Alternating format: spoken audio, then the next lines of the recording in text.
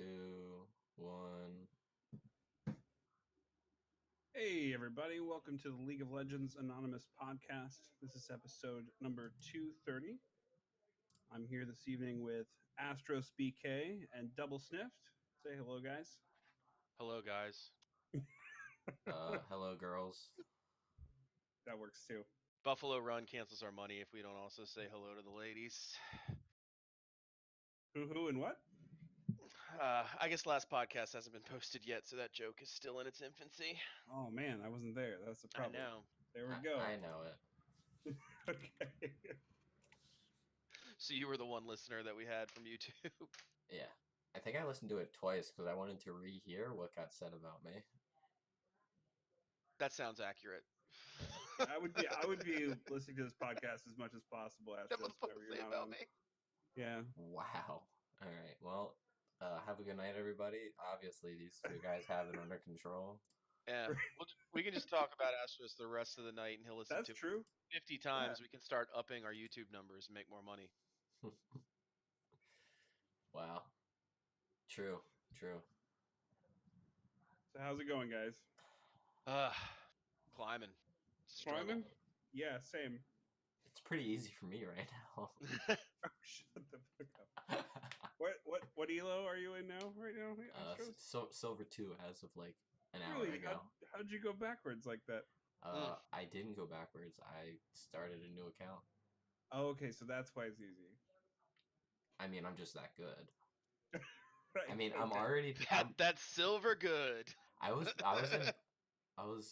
like 84 LP in bronze 1, so the game that would put me into silver, and I was already playing against gold mid laners. So the climb should be quick and efficient back up to where I belong. All right. But so, what are you doing in silver? Like, what's the purpose of that? So I've said it like before that I don't think I'm actually a plat level mid laner.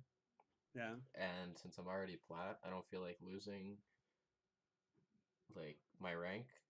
Just Sure. trying to get better since I'm already there. So I just made this account. I'm gonna try and get it to plat before I go back to my main.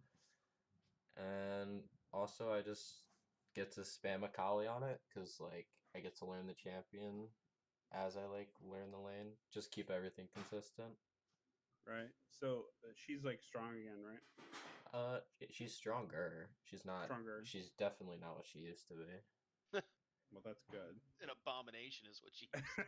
Yeah, that's healthy. So do you think she's balanced now then? She's pretty balanced. I mean, I think her laning could use like just like a little bump on maybe like health regen early, and that's probably it. Other than that, she seems pretty good. They might be able to nerf like her ult cooldown by 10 seconds early or something.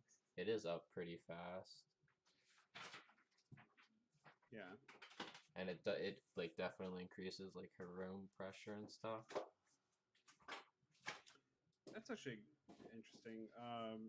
So I don't know, the games I've been playing. I'm in my plat promos right now. And actually Double Sniff can attest to this. He was doing it with me at the time, but I lost like lane phase because I tried to roam. I lost plates and then a turret trying to help out my top laner and then trying to help out my bot lane. Both lanes were losing terribly, and I couldn't quite impact them, and ended up like losing a lot of early gold because I roamed, which is like kind of my signature rule. I broke my own rules, like not to, within like a certain period of the game. Do you think is roaming something you do all the time, or is that just like, or is that working for you? It depends on the roam. So like, I'd say it really depends on like what I'm playing against. I mean, part of it is probably my roams are working because I'm not playing against like, plat level players when I'm making these roams. And Akali's like shove is actually like really strong. You can pretty much shove the whole wave in 3 key rotations. Right. Like especially once you get Gunblade. So like I'm shoving at the right times. I'm roaming at the right times, but I might just be over roaming like a little bit just to get fed. And I mean, I get punished for it. I might lose a turret plate or two, but I don't find like myself taking plates often unless just all my lanes are ahead, and then I just have to worry about winning my lane. Right. My champion just scales better off of kills because she runs Ravenous Hunter, and Yeah, that's fair. so like what you run on her now is you run Electrocute. People are starting to run. Why am I forgetting the name? Conquer. Into like harder matchups, and you run Bloodline, you run Overheal, you run Ravenous Hunter, and Taste of Blood. So your main goal is just surviving lane, because you don't need the burst from Electrocute anymore. Right. I mean, Cool. I'm having success roaming. My CS numbers are going up, which was another big focus of this, and I'm not dying to like every gank now. Yeah. How your promos going, bud? Pretty rough. So I'm 2 games in and I've lost both of them. I'm very discouraged, but I'm not like out of it by far. I've been climbing pretty well up until now. But yeah, the first game I lost, we invaded. Our team invaded. I went with the team. We came out of that invade 0-3, and then they continued to basically just like shove it down our throats the entire game. They had a Heimer top who got a kill, and then their ADC got the other two. It was an ADC Caitlyn. She just bullied our Jinx in lane. It was awful. So that was really disheartening. I chalked that up to being one of those games you can't win. And then Double Sniffed and I duoed, and I feel like again, like both the side lanes lost, like top and bot were losing pretty hard. And I really, really wanted to salvage it because like their morale was going down also. Like the fact that they were losing made them play worse. And so I felt like maybe going to help would like make the team feel better. But because we couldn't really get anything out of it or anything that was worthwhile in comparison to what they got mid, it didn't make things better. It just got worse. Yeah, I ended up getting really ahead in that game and just couldn't carry forward. And we had an Ashe and a Pike bot lane, and we just didn't do any damage. Ashe didn't do any damage. We had multiple team fights where I think we kept the team fight going just with like Warwick's like regen and whatnot. Like he just stayed in the fight continuously. I kept speeding him in and out. We got good stuns on large groups of people, and I don't know. The crowd control wasn't enough for Ashe to actually kill anyone because she had no damage. Yeah, and they were constantly telling us to like engage with the Ashe arrow, and we fire the Ashe arrow. I would engage, and then they're just crickets. Right. It was Nobody would follow up at all. Yeah. I did have a Wicked Baron steal though, and He that did game, actually. That was really awesome. It really kept us in that for a while. and I think that game was kind of an anomaly for you because you were facing a Zed that went 10-0 and 11. He played a perfect. He did play a perfect game. Yeah. And not because you were bad. You know what I mean? He It was the earned most a cautious perfect game. Zed I've played against in a while. Like he Yeah. knew exactly kind of like what his limits were, and whenever he just suspected that he wasn't going to kill someone outright and still live, he just didn't go for it. Yeah. So it was really hard to bait him into tower diving me and ulting me, which is usually how I kind of get Zeds. So Yeah, we just had some rough lanes, and I mean, I think you get shitters when you're in your promos. I really do. I don't have any hard data on this other than playing this I game have 2 for games of hard data on this. 4 years of every time you end up in your promos. I mean, it's gotten to the point where I play my promos to get my free win. Like the first round of promos, I don't think You don't it's get a free win in plat promos, do you? Yeah, you do. better. You do? Okay. Mm-hmm. So, All right. because you're still in gold, so Oh, okay. you get the boost love on that, so it's never a total loss going into your first round of promos unless you demote all the way down. Just I don't gold. think I will. I get Google Fiber here on Saturday, so I'm real excited. And then I'll be able to play at my full potential ping. If Nice. you need me to bring out the Kazakhs, just let me know. Okay, can you make a Smurf account and play with me? It'd be great. I can play with you on my main. It's platform. Oh, okay. I don't think if I lose 2 games, I'll D rank or I'll be really sad. I would be really sad. I think you'll be fine. Yeah, and since it won't be main roll, I'll lose less LP technically, but we won't lose games. We'll go 3-0, and then I won't have to worry about deranking when I come back to my account. Jeez. This is also the weirdest meta I've seen so far. I think I'm pretty happy with this meta, honestly. there's a couple of Besides, like super OP picks that I just don't want to ban. Like well then Urgot. how We were talking OP about are Urgot. they if you don't want to ban them? I mean, it just feels bad banning them. You know what I mean? Because Oh, they're not. I know. You know, they're not. I feel like it's a waste of a ban. It's like one of those things where if you don't ban it, it pops up. But It's like the Yasuo of silver. exactly, yeah. I've It's realized that, but it's fine because like Akali just has no issue with the lane. If I was playing someone else, it'd be like really tilted. But Mm. I've kind of I was banning it just because I didn't want like it just doing that thing where it just takes over the game, and then I realized that it just doesn't, and now I just ban Lissandra so I can actually get ahead. That's actually a good idea for you. I will always ban Yasuo. That's just how it is. So it does feel bad when like Urgot becomes ridiculously strong or Vayne becomes ridiculously strong because then it's just like, God, I have to waste a ban on this. Like now I have to take a giant risk. especially in the jungle. Like I don't mind a big fat Urgot eating chicken and chilling up in the top lane, Sure. like scrab legs. But Yeah, like, yeah, just he stacks conquer so fast that it's like fighting him over crabs, fighting him over objectives, and the range on his ult. It just, it's a little rough the way he stacks conquer. yeah. Range on that ult's pretty intense. Plus, it's Well, a they pretty fat doubled skill it. shot. Yeah, you can hit it from fog of war. You can actually play American Sniper. Got Yeah. God, Navy SEAL fitness regimen is going way down if he's if he's the American sniper. Yeah, you don't have to have legs anymore. It's okay. well, he has them. He's got what 8 of them. 8 of them. He's got Shotgun plenty of legs. them. Bye. So speaking of like really broken picks, you wanna go into like top picks to play as of 9.6? Make Yeah, sure we sounds put the good to patch me. out there. Let's do it. So we'll start top and go down, I guess. Yeah. Yeah, Yeah. sounds good. Urgot, Yeah. In the No, top Hecarim, lane too. Hecarim, no, Yes. he's weak. Real rough spot.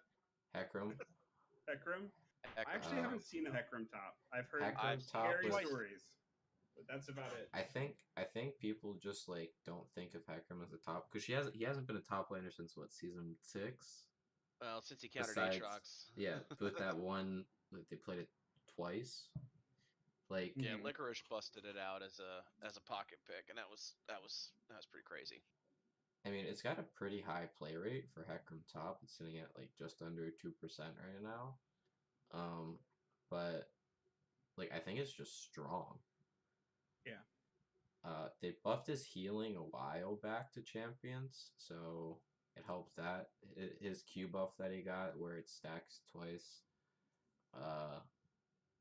And he's taking. Why can't I conquer, right? I don't know why I keep blanking on the rune. I think he's Yes, taking it's conquer as well. Yeah. It's just like he does so much damage. And now since he's not going like the one shot build with like Predator, Warrior, Enchant, Mobies and stuff, he's just like a lot more useful late game too, because he's just a better tank. Yeah. Like he's more tanky, not like a better tank. There's He's so just much super zoning strong. potential too. Yeah, I gotta say. he can dive your back line, he can peel for your back line, he shreds. He's really good. Mhm. I think Kale's pretty strong right now if you know how to Kale's play her. definitely strong. I think if you're playing solo queue, I'd say go to the AD build. And if you're playing like with a fives team, her AP build is really strong if you have like initiation with like something like an Amumu or a Rakan where you drop the ulti on the person going in. Yeah. And if they have the crowd control and they're going in, it kind of like lumps them all together. You do a bunch of damage, your heal and speed up is increased. And it allows you to still auto rather than using it to like save yourself from dying. You use it to prevent a lot of damage and deal damage. I What think other? that's the best way to use that ult. Yeah, I've seen people tend to use the Kale ult on themselves and then go in, which is exactly the wrong way to do that. Is there like have we figured out a better keystone for her? Or are we still like deciding between like Fleet Footwork or Klepto? I think you can go Klepto if you go the AD build. I think Because Klepto's a better build for her. Okay. you pretty much just go all in into surviving lanes. So you go like Klepto, Biscuits, Time Warp Tonic, you start Corruption. You're trying to get your items as fast as possible, so you just take Magical Footwear. And then you go Bone Plating, Overgrowth, I think. Okay. I think that's the They're also Just most. trying about just to try to get you through lane phase, right? Yeah. if you're doing the AP build, they're about to change Dark Seal because that's when a lot of things with its heal bonus. Can't remember what the changes are coming. I mean, I think if they do anything to the item, it's going to be healing. The healing increase, I think they're going to lower it or make it so No, you I think can't that's stack right. steals. I think they're giving it less AP and the healing stays the same. Can't Well, remember that's though. not the problem with the item. The problem with the item and the reason they're stacking it so much, like you'll see almost every game in like LCS or Pro Play, they go back, they get 2 Dark Seals, and they just have infinite sustain through Corruption and Biscuits. Like it's actually just really broken. The healing is the problem on the item. It's not really the AP. Which is exactly why they're not going to fix that. That's true. I forgot this was Riot. This is Riot logic. Yeah. Thank you for. Thank you for proving my point. This Yeah. is not the problem. Yes. Also, I think Vladimir super strong if you can put the time into playing him. He's just like really, really good. Yeah, I've seen a lot of Vladimir lately. In particular, he doesn't seem to be having as much of a difficulty getting to the back line. Um, I don't know. I think people are taking phase rush on him more. The other thing I like about Vladimir is he's not getting a lot of attention in his strength. We talk Really? about, I I see a mean, lot of him lately. That's yeah, weird. but you don't see a lot of people complaining about him. You know what I mean? Everybody's talking about Kale on other podcasts or Reddit. I think Vladimir's probably got a little bit more time to chill at his current state, whereas the balanced team is probably still focused on Kale. Certainly going to be focused on Urgot and focused on some of these champs that may not warrant as much rage and bile, but are still getting it. You know what I mean? The squeaky wheels are going to get the grease, and the community's complaint is I don't see a lot of community members really complaining about Vladimir's state as much as people are complaining about Kale, complaining about the new Urgot, or how much they're going to be complaining about Yeah, Hecarim. he's not popular and he's hard to play. I get it. Yep. Well, he's the fourth most banned top laner. Oh. So, and he's got a 3% play rate. Like, so he's played pretty often. I mean, his win rate isn't great, but I don't think that dictates the strength of the champion this plays. It's like when Akali was at the 47% win rate, but she was like the #1 banned champion. And like her win rate increased by up to like 54% with 25 plus games on the champion or whatever that crazy increase was. Like I think he's in a very similar boat. Sure. Vladimir's also been doing work on the LCS stage. Yeah, There's some Echo Fox, particularly Solo's play on Vladimir, I think is what really has propelled them to another level. And I don't want to get off sidetrack, but like you're seeing these pro teams that didn't really bust out Vladimir able to do things with that champ and make it really work well for them. So maybe that's why we're seeing increased play on him, but I still don't think he's going to be bitched about enough to get any kind of hot fixes or adjustments soon. That's just my gut feeling. he's kind of been bitched about since he came out, and I think if Riot could take away any champion in the game, Vladimir would be it, because they just don't know how. You can't balance it. Like they have so much issues with this champion that, like, say they were to make a League of Legends 2, this is the first champion that doesn't come back. That's interesting to me. Like I picture Yasuo as being the person That was my first choice, but there would be riots in the street. There'd be riots in the riot Yeah, streets. he's the one of the most played champions in the game. You Yeah. can't like if you're leaving him out, it's not because of unbalanced ability. Because I feel like Yasuo is 10 times easier to balance than Vladimir. He is. They just don't. Well, yeah, partially, but so I want to like bitch about Urgot. All right, So I'm gonna Yes. do that right now. Yes.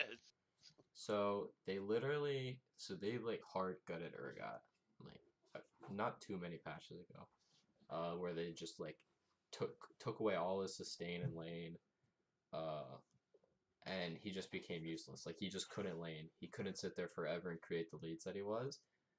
And then was it 9.5? They pretty much they gave him almost all his sustain back.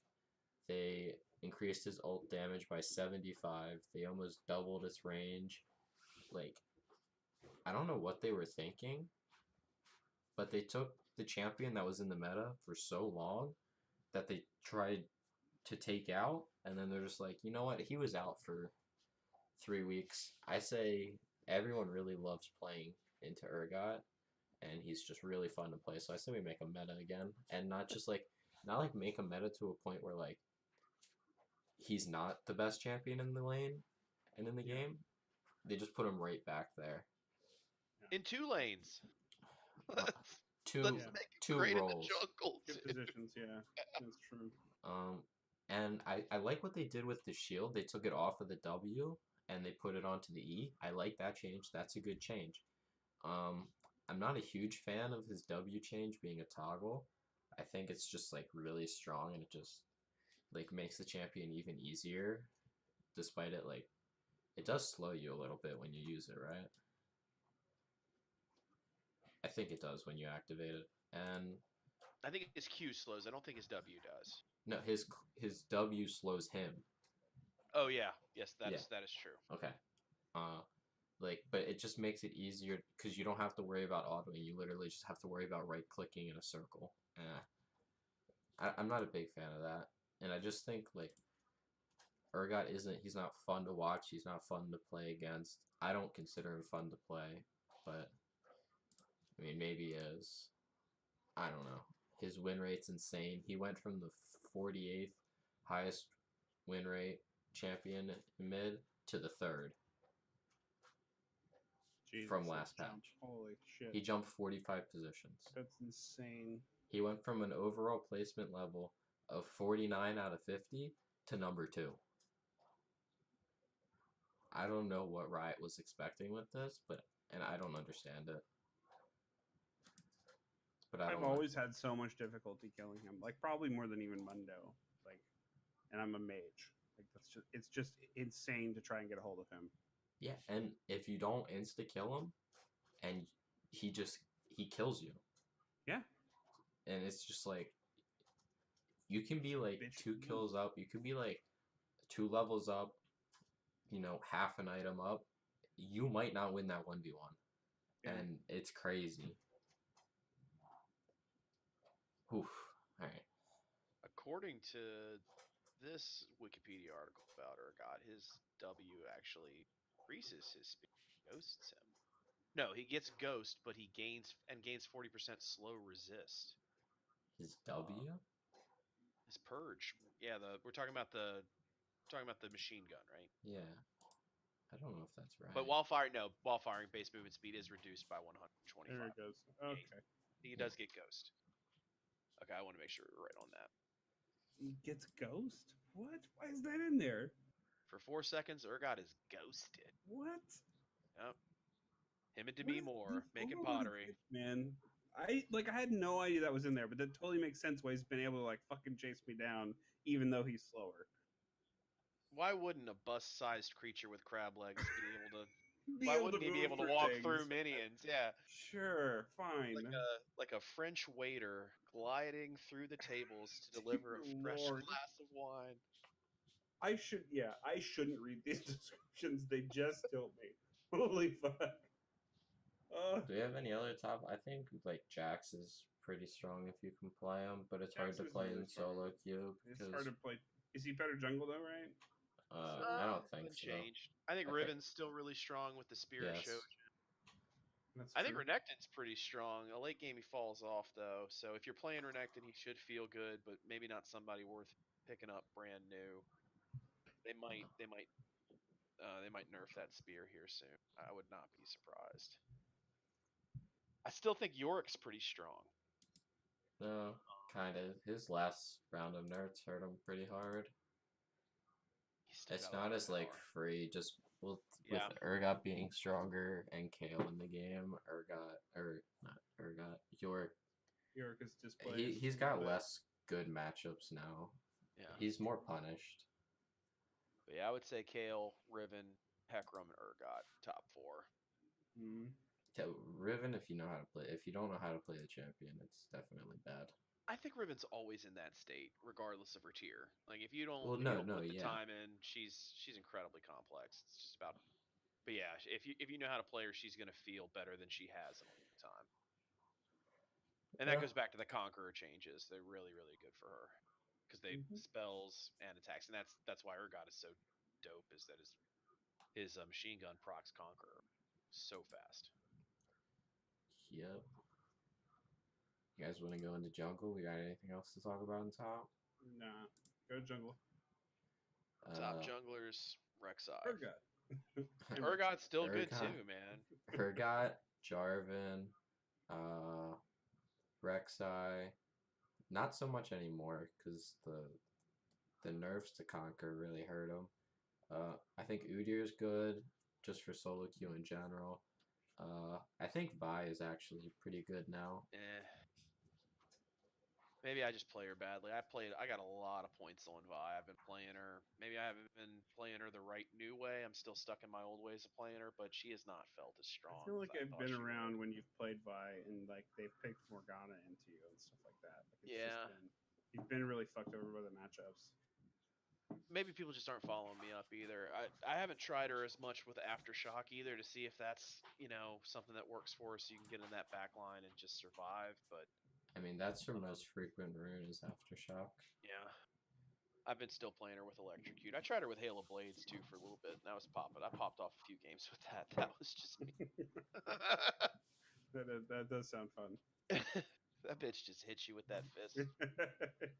I think Skarner's really good for solo queue too. Skarner is definitely abusable. Hecarim is still really good in the jungle too. Yeah. I've seen a lot of Hecarim today. Played against a Hecarim, and he had his machete, a phage, and boots of mobility at like the 13, 14 minute mark. He had obviously not backed because he was strong. He was still doing insane damage Hmm. with minimal itemization. Um, it was just crazy how much damage he was pumping out without even having his Triforce yet. Yeah. And then I Yeah. played with a Hecarim top who just absolutely shit all over an Akali because she thought her shroud was going to help her. It turns out if you are, was he a not a Minotaur, is a Centaur, and you swing a giant axe around in a circle, that hiding in that circle is not effective defense. If you find yourselves on the streets and a giant fucking Hecarim just pops out of nowhere and you have the ability to pop into a shroud, it will not protect you. I See, learned that if today. Hecarim has Ghost in his kit, that makes sense to me. It's thematic, right? Like Yep. a spoopy centaur ghost horse man. And it seems like people are rocking Electrocute on him too a little bit. He used to be a Predator slave. Um, but I'm A predator slave. That sounds I've dirty. seen a lot of people run Electrocute Hecarim. Maybe it's just today. I mean, my sample size is not as good, but I see a Conqueror Hecarim that we played with, and then a Electrocute Hecarim. I mean, but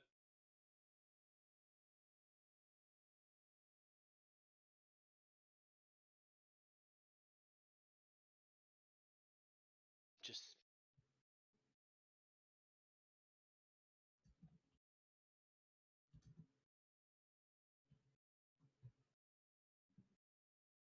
yeah, I'm just telling you what I've seen. I used to play Hecarim back in the day. I have not.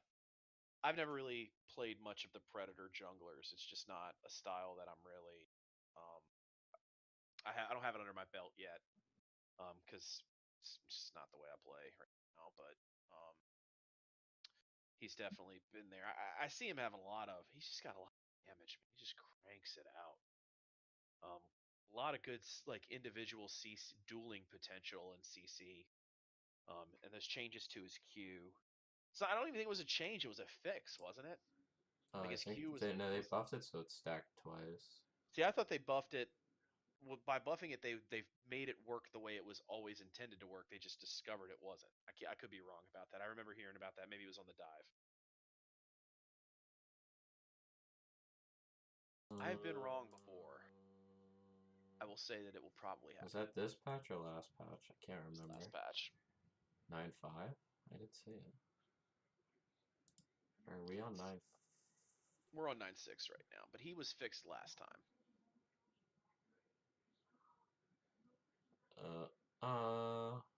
He's super strong in the jungle, though. I don't see it on 9.5. Am I I'm blind? probably wrong then. No, I'm probably It was wrong. 9.6. Okay. They added a new passive. Deals 10% additional damage per stack of Rampage, and it stacks twice. Good God. And that's gonna proc with your Triforce too, isn't it? Yeah, you'll get the Sheen auto. Yeah, that's. And they lowered its mana cost 2 patches ago at 9.4. He's just really strong. Really good champion. Good champion. So he's tops. Rek'Sai is good. Urgot's good. Jarvan. I think Jarvan. Jarvan is just like one of the best solo queue junglers. Mm-hmm. You can go damage early. You can go Knight's Vow. You can go like you have just so many options. He's pretty linear and straightforward. He's just really good right now. that attack, they gave his flag an attack speed buff. That also helps your whole squad. Well, that's been in the game. His flag's No, they made it more. Oh, they buffed it. I think they buffed it. Yeah, memory serves. He does a lot of damage. He gets reasonably tanky. He has level 2 gank potential. Pretty decent clear. He's just a good jungler. I wish more of my junglers would play him instead of Lee Sin. That's just me. That's fair. As I look at my 03 Lee Sin history, which I only play in norms. I only bring out the blind man in norms. There you go. We want to move into middle. What if Lee Sin isn't blind? He's just really bad at putting on a headband. I'm just gonna put that out there. Well, I mean, he can't see with the visual of that of him like tying it on, and like falling down over his eyes, but he ties it's a miracle. Anyway. I can see again. I can see again. Oh God. Yeah. So let's move into middle. Let's see. I think we've got. I think Silas is really good right now. Oh God, he's so broken. I think he's just really strong in general. I really think it does depend on what ults are in the game for him to steal. Like his power spike seems to drastically shift based on that, and I mean that specifically coming from someone who has a ridiculous ult, and having him steal it from me really sucks. Not so much when he uses it on himself, but when he uses it on other teammates. It really is a game changer, especially for my team who is not expecting that to come out usually. So that's been a plague on my existence mid lane, but also a little more data driven. I think Ari is also doing really well. She's got a win rate of like 53% and a play rate of like 5%, which is pretty crazy. Yeah, Ari is really strong. I think the most broken champion in mid right now is Lissandra. Yeah, she's been strong for a while. Yeah, she's not like overly oppressive in lane or anything. It's her passive in team fights. Her passive in team fights and her ability to abuse aftershock, and also the ability to create like 7 seconds of invulnerability between her ulti and hourglass. It's like she just buys so much time. Yeah, and I've seen the like buy Zonias and an extra stopwatch, right? Just you can only do that once, but okay. Yeah. For that really big play, though, it's pretty nasty. What a bitch. Yeah. It's true. It really does affect assassins more. Like, as a control mage, I'm not as bothered by a Lissandra. I am really spooked by an Ari, though, who can clear the wave faster than I can clear the wave in the majority of lane phase. And then can also roam to the point where I can't follow because she could pop out at any bush with a charm and 100 to 0 me. And that shit sucks. especially because she has the true damage. Like, so she doesn't need but one combo, one spell rotation to actually kill someone. She can use her ult to get Maybe. out of a bad spot or into a good spot. Mhm. So much utility in that ult. I got a way that might help you beat Ari. Okay. But if you take cleanse instead of smite, I take exhaust versus her now. Huh. Is that? But do you think I should try cleanse instead? I usually find by the time I use cleanse, I still can't get out of the way of the orb coming back through me. So she still gets well, that if you true cleanse damage and insta E, I think you have time to okay. win out. I could probably just practice mean, that more. I yeah. prefer to just put the exhaust on her and then not worry about the damage. I mean, if they have a lot of CC, I'd say cleanse is better. But if she's like the only like hard CC is her charm, or maybe like one of their ability, then the exhaust is probably fine. I'm also pretty good at dodging the charm initially, unless I follow. Yeah. Because then it's a surprise also. So like usually I dodge charms no problem, or unless she like flash and ults, and then it's a surprise. Yeah. Surprise!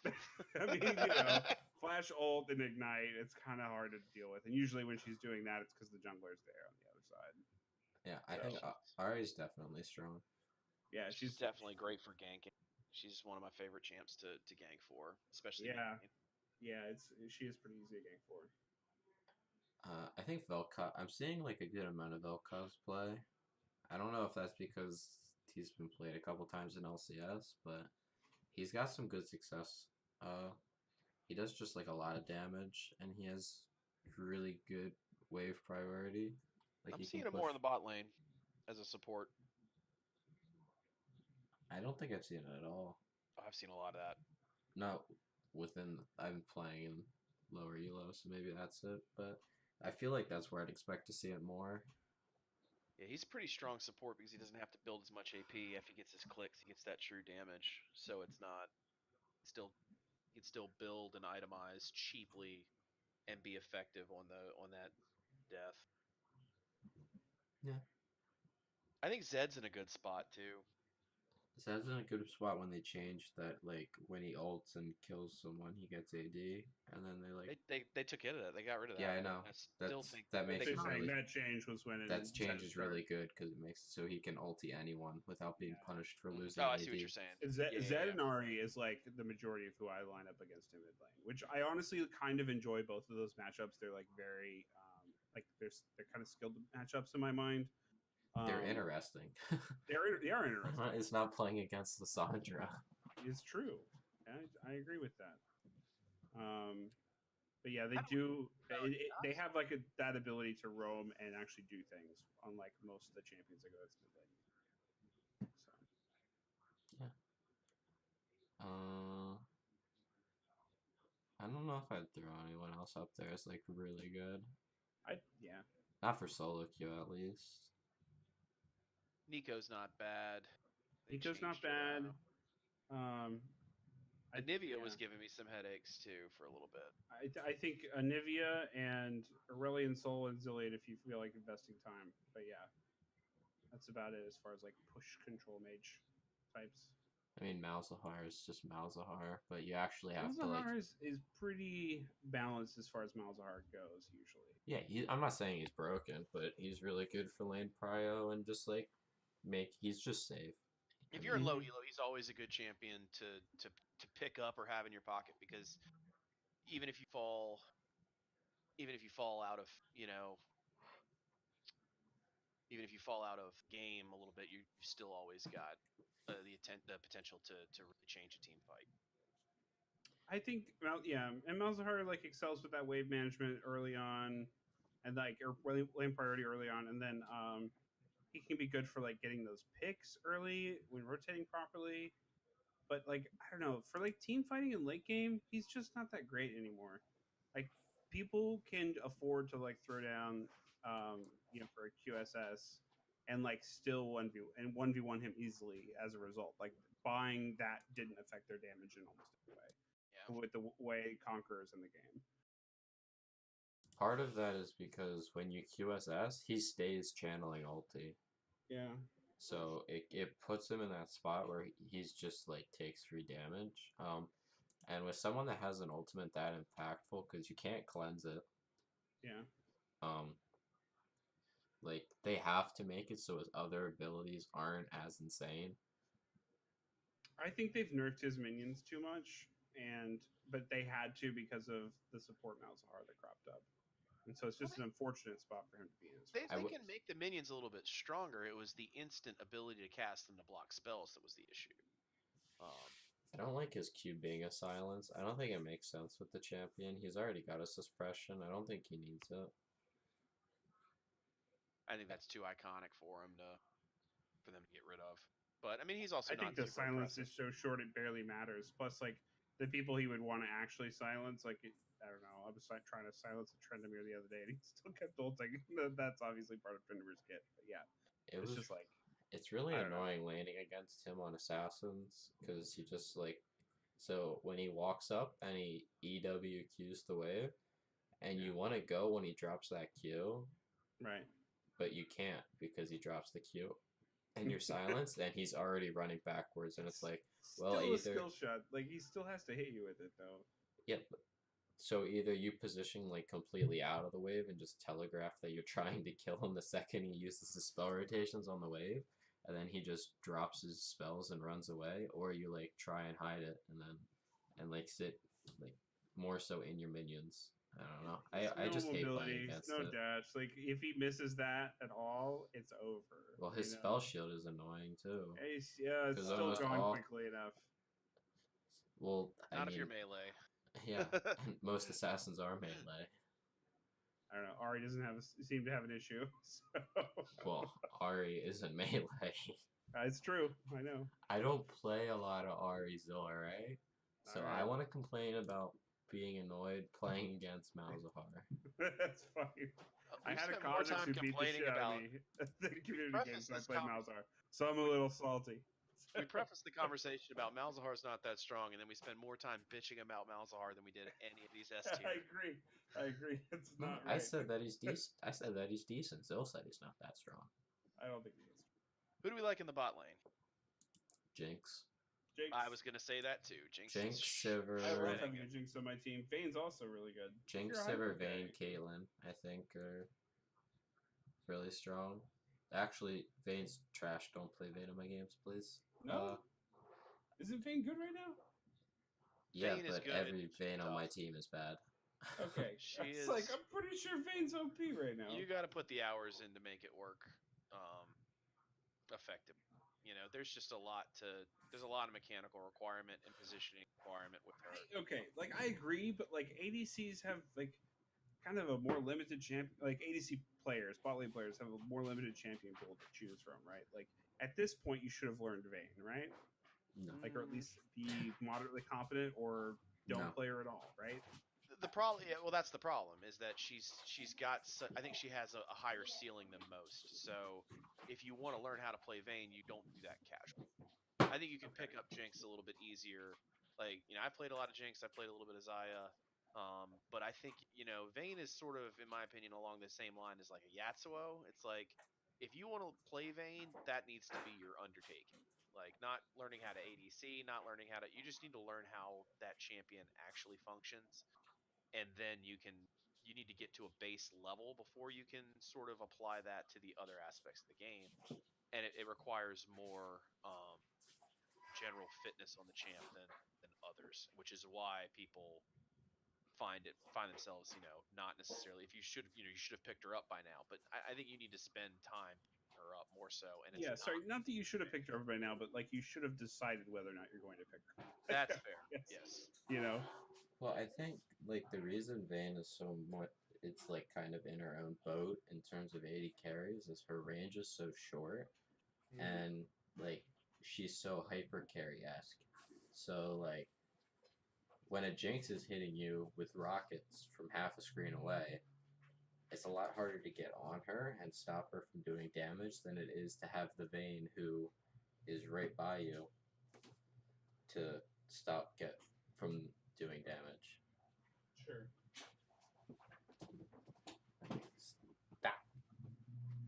Stop. My dog is now underneath my feet and bugging me. So yeah, We like Jinx. We like Vayne. I think Caitlyn's really strong. Ezreal's still good. Lucian is fine. Esther's surprisingly still good. You would think the double tier changes would have affected him, but honestly, like I've had more success with the Ezreals that I've played with than I did before. Well, double tier build is super late, and solo queue games don't go that late, and like Ezreal's just still the same really safe champion that he was before. Uh, and like they didn't nerf him, so his numbers are still really good. It's just less damages in his W now. I think Sivir's pretty good. Mm-hmm. Lucian's been good for a hot minute, but he's a bully, Yeah. and you've really got to know how to control the early lane game. Same with Caitlyn. If you play Caitlyn, you can play Caitlyn passively. If you're doing that, probably not doing it right. You need bullying the lane, punishing, using your range to effectively trade and use retaliation trades, trading stance, as discussed in the UNL Law Society videos that we harp on. It's true. Prime example of that. But yeah, those are.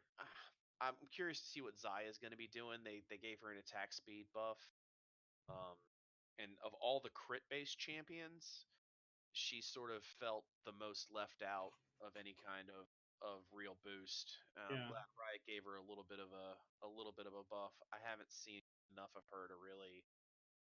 I haven't seen Isaiah in probably 6 months. It's been a long time. And we've been seeing a lot less Kaisas too. I have not been seeing as many Kaisas lately. She's really late, and she gets outscaled by Vayne.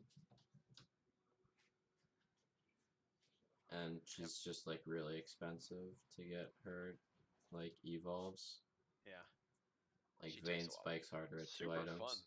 I played a lot of her when she was in rotation and had a lot of fun. Yeah, she's alright, I guess. I don't know, I can't play AD carries, so Neither can I. I didn't win any of these games, but they were fun. AD carry is pretty quick because it has like the smallest champion pool. What kind of supports do we like in Morgana? Morgana, Nami, Yeah. Zyra's still pretty small. I think Soraka is like low-key broken. Just people don't play her now. I think Lulu's actually not bad either. Lulu's always gonna be strong because of her polymorph. I mean, Lulu and Nami are great enchanters right now. I think Nami's probably the best enchanter in the game. I think I'd argue Nami's the best support in the game. Oh, okay, same difference. Enchanters are the best. Nami is the best enchanter support in the game. Fair enough. However you want to phrase that. I do. Yeah, Zyra's fine as a mage support. I don't really see any other mage supports being Besides Lux. Lux. Really? Mm-hmm. What's up with Lux? I mean, that's just a different class of support. That's the same as like a Vel'Koz support or a brand support where you're not really supporting. That's like, Okay. I don't trust my ADC and I need to be able to carry this game. That's when you get autofilled and you're like, fuck this To shit. some I'm playing degree, some like I see damage. Lux as being kind of niche in that she works with certain AD carries better. Like I think she works really well with Jhin, for Jen, example. yeah. But Jin's not like super top tier right now. So and neither is Lux. I don't think either. I mean, Lux has a higher win rate than Zyra and a higher pick Okay. rate, so. All right. Data shows differently. I mean, I don't think she's like the most broken, but I mean, I think she's a fine pick if you want more damage as a support. She's got a lot in her kit. I mean, she's got a shield, a root, a slow, a long range ult that you know, if they flash out and get out of range, you can pick them off. Mm-hmm. She's got a lot in her kit. Super great wave clear too in the late game. Yep. Yep. I think Brand's good too. If you want that, like I need to carry from support, and then I think Alistar is really strong. Yeah, Alistair requires a little more skill, but I agree. He's pretty strong. As far as tank supports go, that's the only one I would go right now. I'd go Shen too. He's not seeing like Shen? a super high play rate, but I think he's pretty good. Okay. They've given him some buffs recently, and I don't think people have really taken them for a test drive yet. I have not been seeing more Shen, so I think that Yeah, I'm not seeing a ton of it, and I mean, part of that is I don't think he's the most fun sport to play, but I think he's pretty strong. I think a lot of people are playing Galio, and I think Shen is a much better kit for that type of thing than Galio is. I think Galio is a lot harder to play, and you need like actual coordination to play it Ben well. I Shen. think. Yeah, I Yep. think Shen is a lot easier. I think it's a lot more like your dash is instant. You have an auto attack block, which is good for bot lane. You have a shield with empower autos that they just buffed. Your ulti is the same as Galio's. Uh, somewhat. It doesn't have like the knockup, but I'm pretty sure it channels faster. Yeah, I think you know, at the average, all the way up flat, Shen's gonna do more for your. It's gonna do all the same thing that Galio does without the skill requirements. I think he's overlooked, and I'm seeing a lot of Galio supports in my games, and they are not winning. Or if they are, it's not because of what they were. Yeah.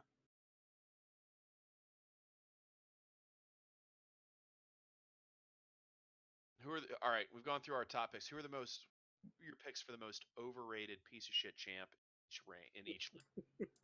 You want what I think is the worst champ in each lane? No, the most overrated. Something you see people and they think it's great and it actually sucks.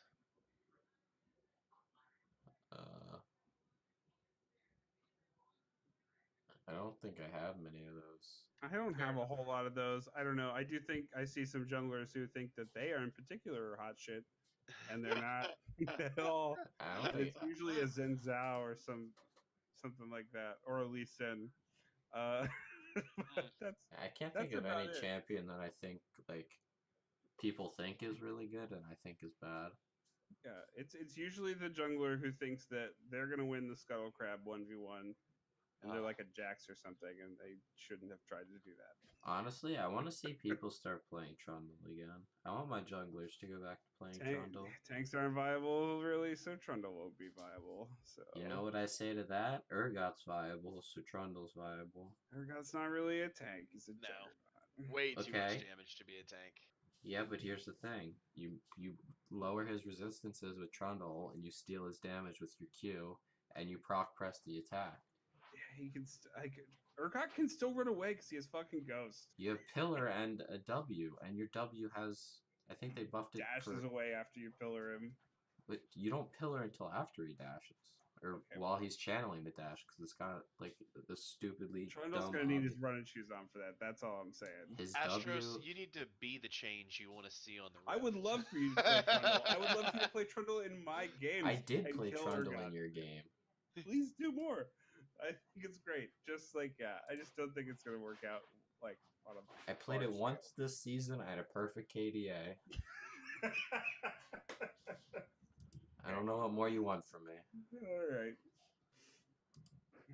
Cool. I have one last. Since we've gone through the meta, I have one last topic to kind of round off the evening with you guys, if you're up for it. So Danger and I cast the community games last night, and this is something like I've been kind of noticing in my ranked games as well. But like, just like general macro play, some things that like I would kind of consider basic. Other people who are of equal skill level don't seem to quite have that, and vice versa, right? Like it's one of those things where I'm seeing people like be in positions that like they totally shouldn't be in. It's like, why are you bot lane right now? Like we're going after Baron or whatever.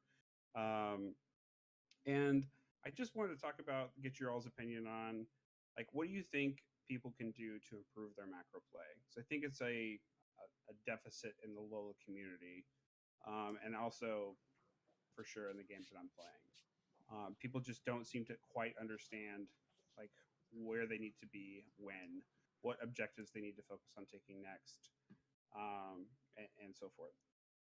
So I don't know. What are those things that you guys like? What is macro play? Maybe you can give a brief synopsis of that from your own point of view, and like how do you try to work on that or improve that in yourself? Do you want to go first, or do you want Yeah, I'll me go to go first. first? As a jungler, I'm not.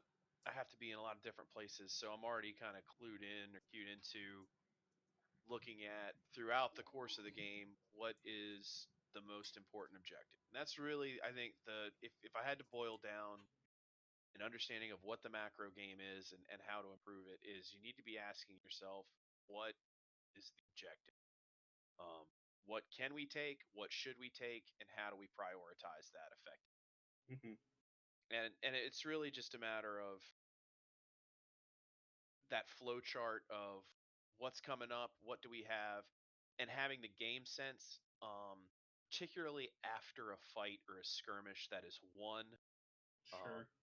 is where your macro play comes. Or if you're split pushing or in a side lane, if you pushed your guy out of lane, if you find yourself alone with options, what do I need to do right? Is how to do that, and that's going to change throughout the course of the game. It might be getting plates early. It might be getting vision. It might be a dragon or a scuttle crab or whatever kind of what's going to give you the best opportunity to knock down their nexus, Right. because that is the ultimate objective. Okay. Um, so you need to be aware, and the more you make yourself aware of it in the moment, like I've always said, the more it becomes innate, and the more you'll find yourself, as you get better, anticipating what these things are and visualizing them in the future. You say, okay, this is coming up in 2 minutes, so I need to be, I need whatever I'm doing right here, I need to wrap it up or put myself in the best position to either join my team to go get this objective or punish somebody for, leaving me alone. Does that make sense? Yeah, that makes sense. Because you can't be everywhere at once. And it boils down to having proper vision, understanding where your strengths and weaknesses are as a team, understanding your own mobility, understanding teleports, understanding those kinds of things, and just having awareness. Sure. Um, boils down to looking at your map constantly and being able to make those decisions quickly and correctly.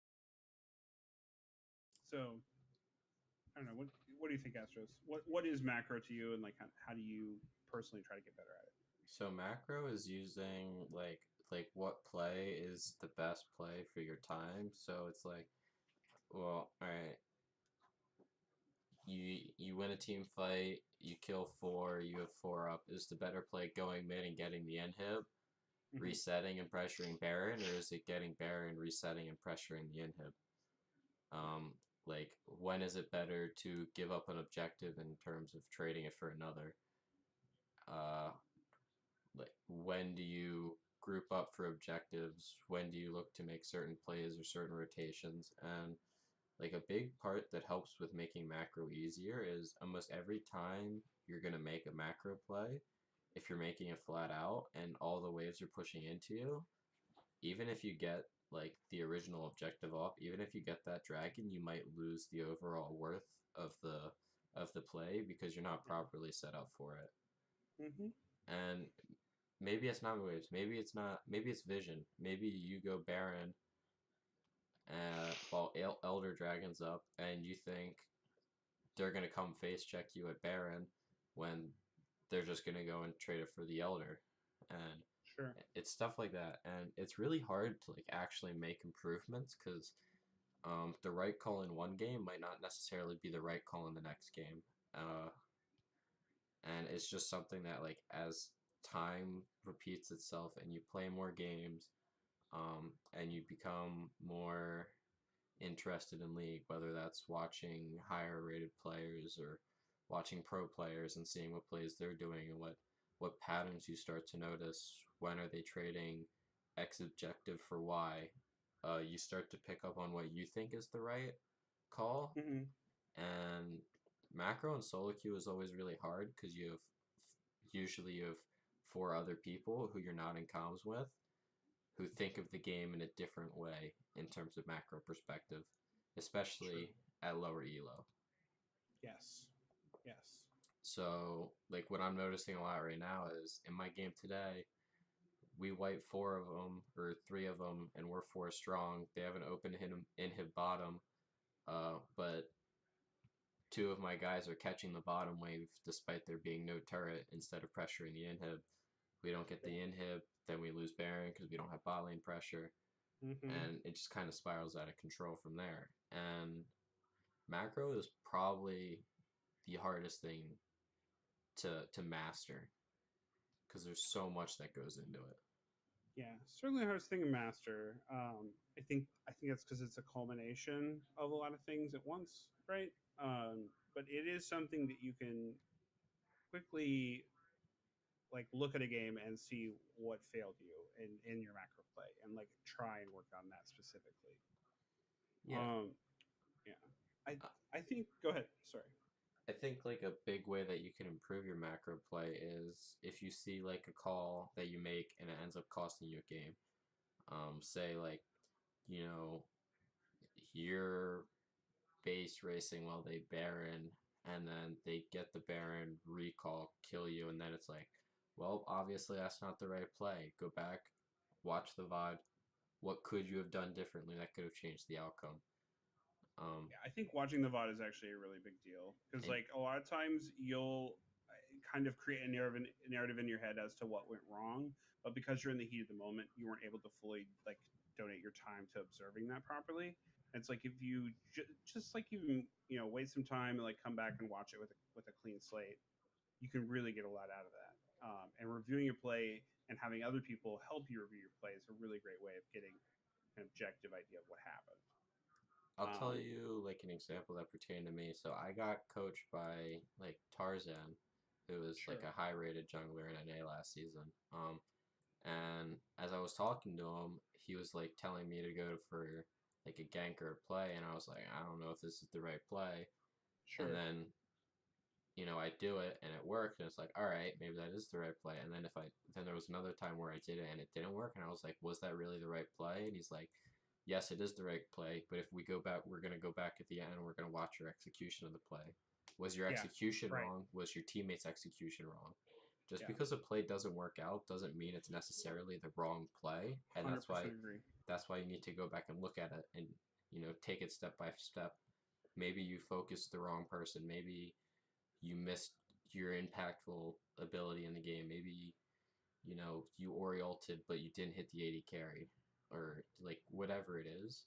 Go back and be like, well, if this changes, does it change the outcome, and is it then the right play?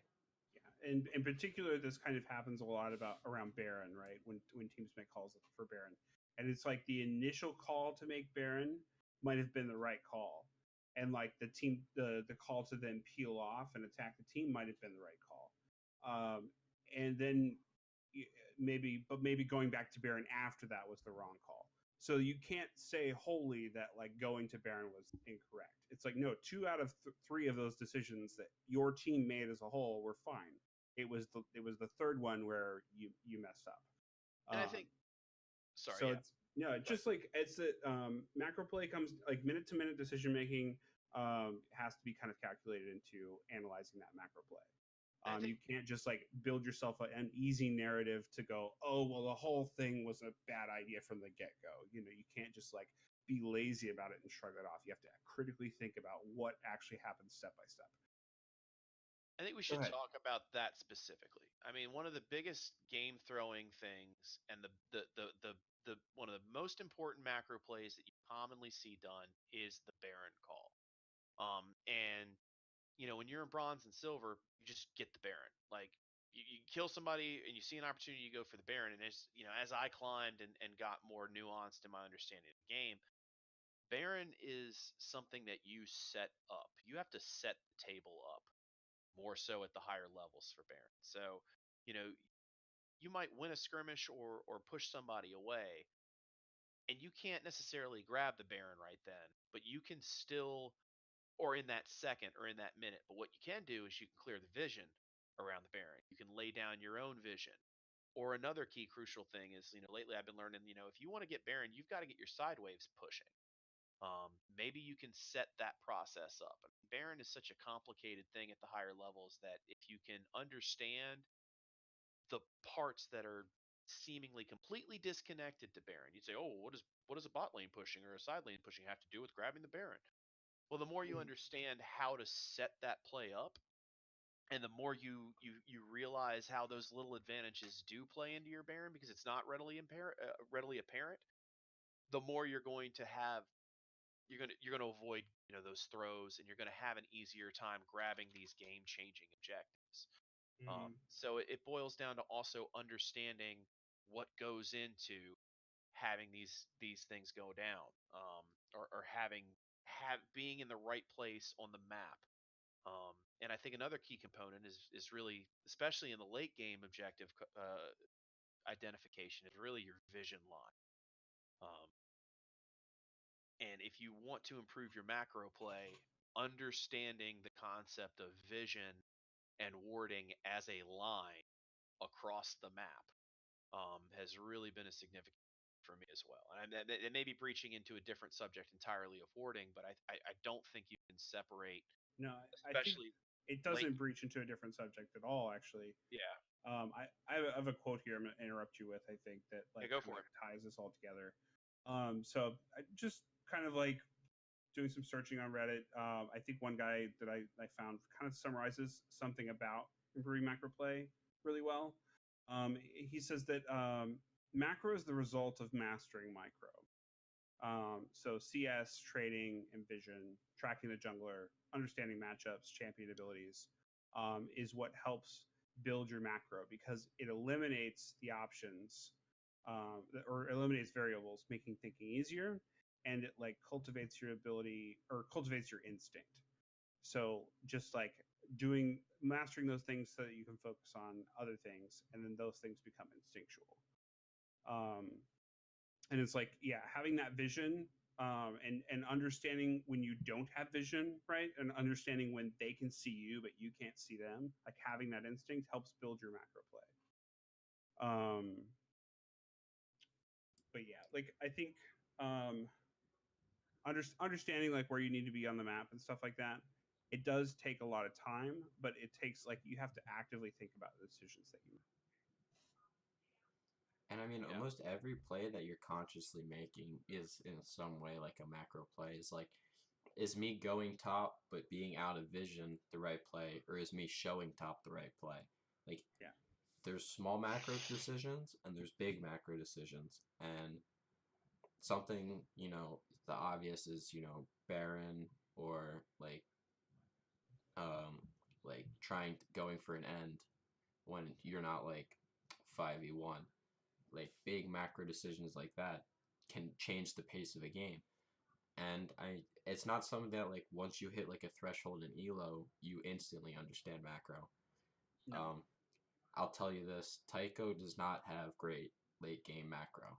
Oh, shit! Now, I've told him this before and he like knows it. He's pretty good at getting like lanes in lead and not like feeding in lane. He's like not like a mechanical god, but he's not like a mechanical dirt. Like not derp as in the person, like derp as in like It's like, how many people are we gonna shit on this podcast? Nah. All right, And go ahead. I'm not even like shitting on him. It's just something he struggles with, and like we duoed a few times last year, season, and I kind of took over that late game macro, and like there were some times where he makes a play and he's like, I don't understand why this didn't work, and it's like, well, Yeah. you didn't take this into account. It's not like once you hit gold or plat, you understand the best macro decisions. You can get to plat understanding little macro if you Yeah, put in the that's true. games and you're that mechanical.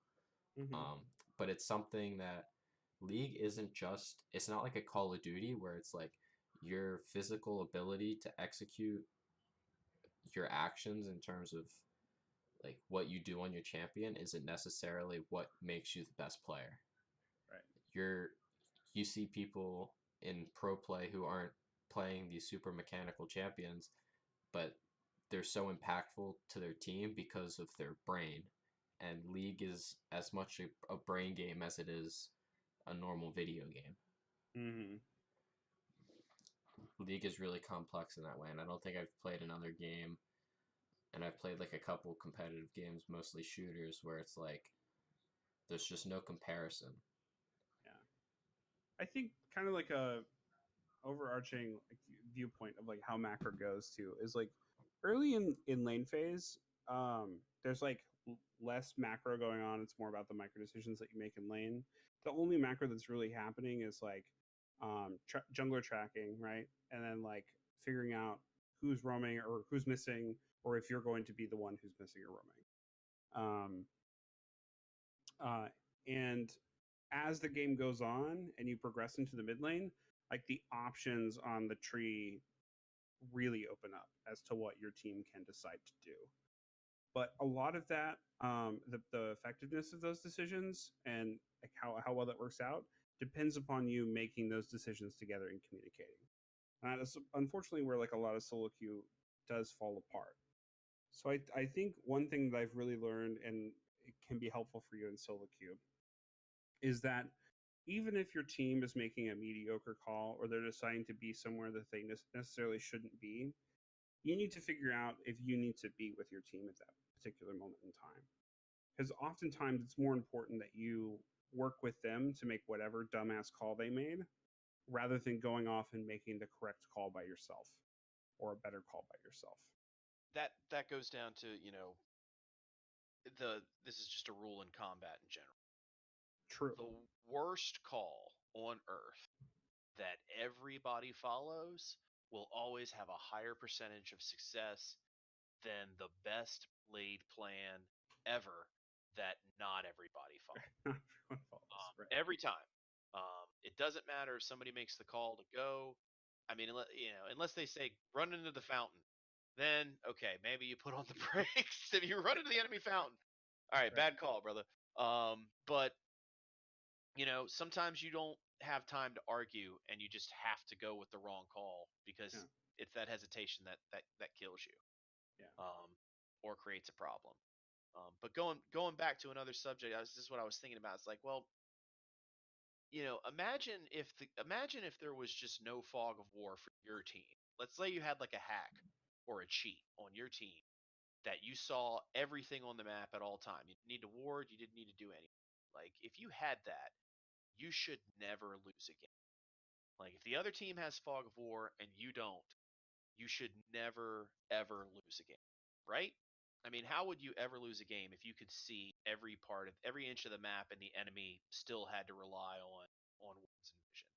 You would know where they went and what they were doing, and you would make all the right calls. And that's one of the reasons I harp on vision, is that in the late game, as you progress forward in the map, their triangle, the square gets split right down the middle. And the more you take their objectives and you move your vision line forward, the easier it is to create a line of vision so that you can see where they are at all times and base your decisions on taking the free objectives where they aren't.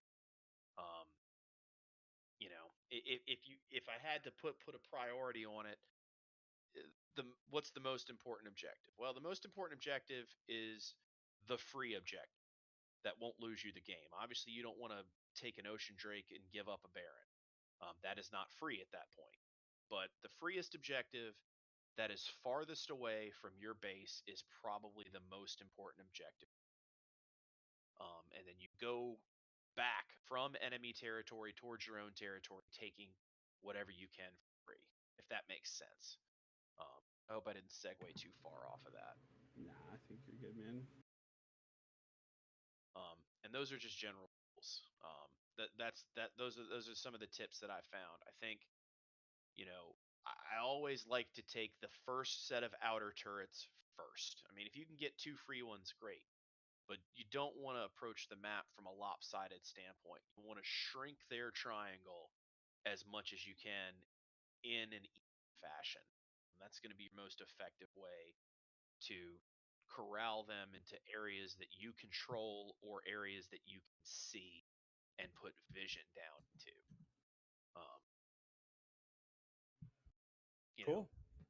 And that's what we see a lot too with people that are split pushing. I see a lot of people in the LOLA communities, particularly that they love to split push, and they knock down the first tower, and the rest of the mid tier 2 towers up, the bot tier 2 towers up, and they've got that lead, and they're just trying to shove that next tower top lane. It's like, look, dude, you can't farm that stuff for free now. You're at too great a risk, and you've got too much of a bounty. At that point, you need to hop down and be putting vision in their topside jungle so that you know when you're safe, and that you can hop on somebody when they get out of line and think that they can take a stroll through what should be your jungle at that point.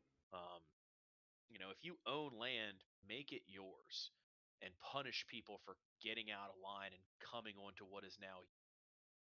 And by doing that, that's how you're going to snowball those leads on a macro level. If you have a super huge lead bot, if you have a super lead mid, that's what we talk about when we talk about taking your leads to other lanes. That starts by putting vision in the space between those two lanes so that you can move and in a safe fashion and an effective fashion and figure out how to be in the right place at the right time. Sure. And I'm gonna keep talking because nobody else said anything. No. Another No. key thing that you got to understand is basic wave minion manipulation.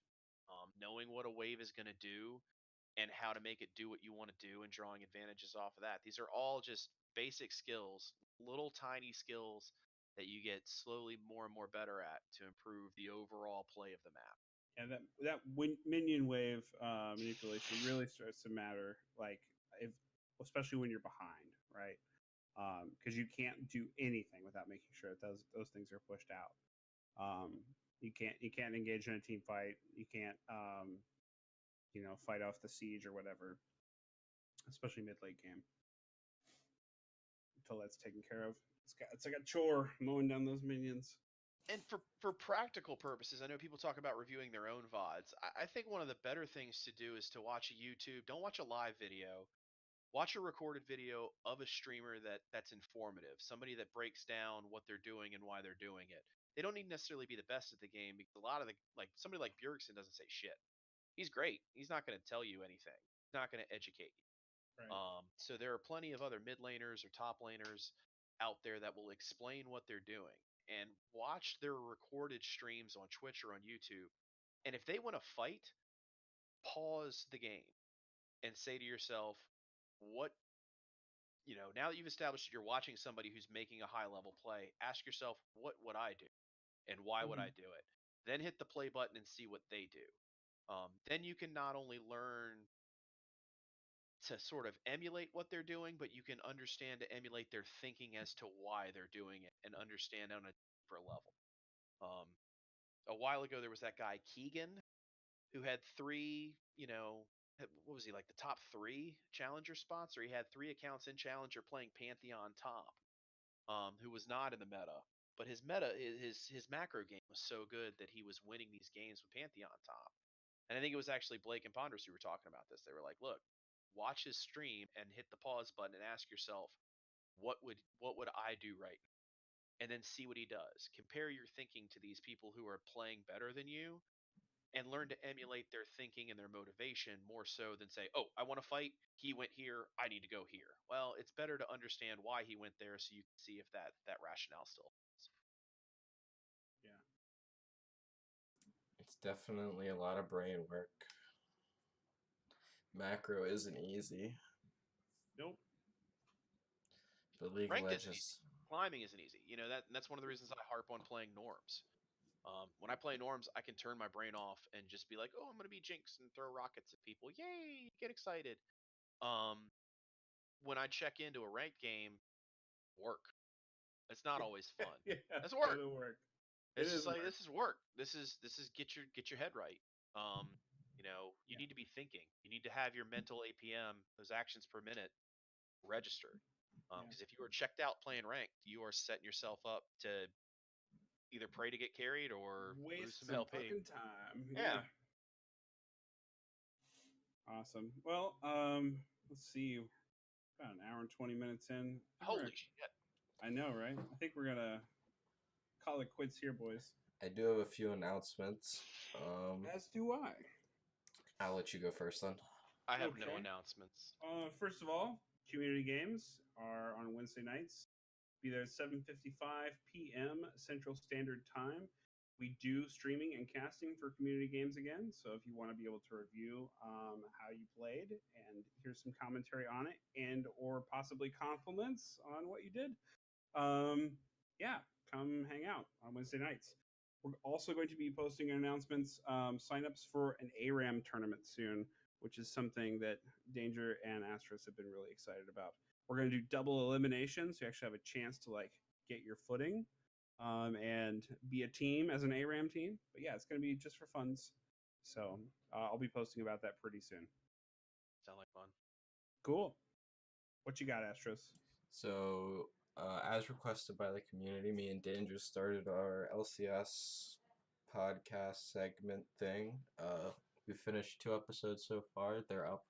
They're going to be YouTube only, just because we don't have the space to upload them through our podcast service. We can't really swing the money to do that. But they are up on YouTube. I made a playlist for them. There's 2 episodes up so far. And yeah, just check them out if you're interested. We're interested in hearing feedback and other stuff you might want to hear talked about in twine with those episodes or Awesome. topics. Sounds great. Go listen to those. Free content. And Zill mentioned earlier that if you're looking for compliments, you, like another great way to fish for compliments is to help us out on Patreon. This is also true. All Patreon donators are complimented, not necessarily to their face, but know that we constantly compliment you and shower you with praise and affection behind your backs at all times. So if you're looking in the mirror and you're not feeling good about yourself, or you're just not feeling, like you're A-okay, give us some money and probably still feel the same way. But, there'll be that little bit of boost knowing that deep down somewhere in Missouri, someone's complimenting. He didn't compliment me when I was a Patreon. He drew me a picture of a butt and put my name on it. That was a nice piece of ass. There's I mean, nothing wrong with a nice piece of ass. I'm a little thicker than that. I felt kind of insulted by the flatness of the butt he drew me. Different strokes for different folks. Not everybody can have that Cardi B, but don't. Well, I'm not saying I have that, but I'm not saying I have the 2-ply toilet paper that I he hope drew you don't me have a having. Cardi B ass coaching hockey in a suit with just a big chunk of rapper ass hanging out. I don't wear a suit. I coach kids. Well, Just you're not imagine you're like from Mighty Ducks, always in a Exactly. suit with your hair slicked back. Well, I'm not a lawyer. Or like in trouble with the police. I do this out of the kindness of my heart, just like I do with this podcast. Let me dispel you of an illusion about people who find themselves on the wrong side of the law. They don't wear suits to court. Let me go ahead. If you have some marijuana leaf pajama bottoms, that's what you're going to rock in the court of law, my friend. If you can have a shirt that says "fuck the police," Oh lordy, that's classic courtroom attire. excellent. Good stuff. Well, I guess I have to go to the store in case I gotta go to court anytime soon. Nah, I don't know how it works in Canada. I'm don't know not how from you offend Canada. people in Canada. Oh shit! You play hockey. It's close enough. All right. On that note, yeah, I think we'll be done. All right. Good night, everyone. Good Good night, everybody.